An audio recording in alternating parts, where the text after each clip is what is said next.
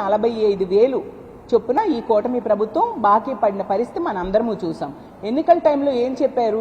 మేనిఫెస్టోలు చూపించారు, అలాగే ఇంటింటికి బాండ్స్ ఇచ్చారు.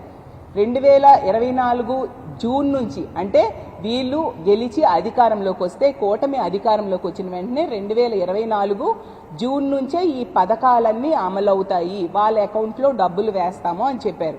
15 నెలలైనా ఒక్క రూపాయి కూడా వెయ్యని పరిస్థితి మనం చూస్తూ ఉన్నాము. ఈరోజు నిరుద్యోగంలో మన ఆంధ్రప్రదేశ్ దేశంలోనే 3వ స్థానంకి ఎగబాగింది ఈ కూటమి ప్రభుత్వం అధికారంలోకి వచ్చాక. ఎందుకంటే మొన్ననే లేబర్ సర్వే నిర్వర్తించడం జరిగింది. ఏప్రిల్ నుంచి జూన్ వరకు ఈ లేబర్ సర్వేని నిర్వర్తించారు.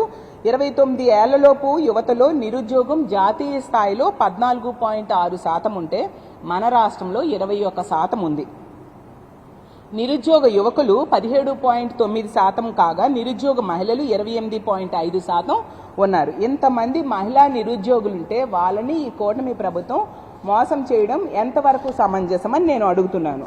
కాబట్టి మేము డిమాండ్ చేస్తున్నాం, నిరుద్యోగులకి, ముఖ్యంగా నిరుద్యోగుల్లో ఉన్న మహిళలకి మీరు ఇచ్చిన హామీ తక్షణమే అమలు చేయాలి. అమలు చేయాల్సిన బాధ్యత మీకు ఉందా లేదా అని మేము అడుగుతూ ఉన్నాము. ఈరోజు తీసుకుంటే నిరుద్యోగ భృతి ఇవ్వట్లేదు, ఉద్యోగం లేదు, ఉపాధి లేదు, అలాగే 0 వడ్డీ పథకాన్ని కూడా ఎత్తేస్తే మహిళలు మరి ఎలా బ్రతుకుతారో నేను అడుగుతున్నా. మహిళలకు మీరిచ్చిన మరో హామీ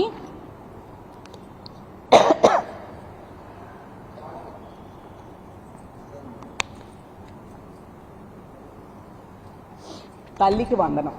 తీసుకుంటే తల్లికి వందనం మొదటి ఏడాది ఎగ్గొట్టడం జరిగింది. అది ఒక ఆన్గోయింగ్ స్కీమ్. విద్యార్థుల్లో డ్రాప్ అవుట్స్ని తగ్గించడానికి కోసం జగన్మోహన్ రెడ్డి గారు ఆ పథకాన్ని తీసుకురావడం జరిగింది. దాన్ని ఈరోజు మీరు ఎగ్గొట్టడమే కాకుండా 2వ ఏడాది 2,000 రూపాయలు కోత కోసి 13,000 రూపాయలు ఇస్తానని చెప్పడం జరిగింది. ఎంత దారుణం! మీరు ఎన్నికల టైంలో హామీ ఇచ్చినప్పుడు ఏమైనా షరతులు పెట్టారా? ఇప్పుడు ఎందుకు ఈ విధంగా షరతులు పెట్టి ఎగ్గొట్టడం చేస్తూ ఉన్నారు?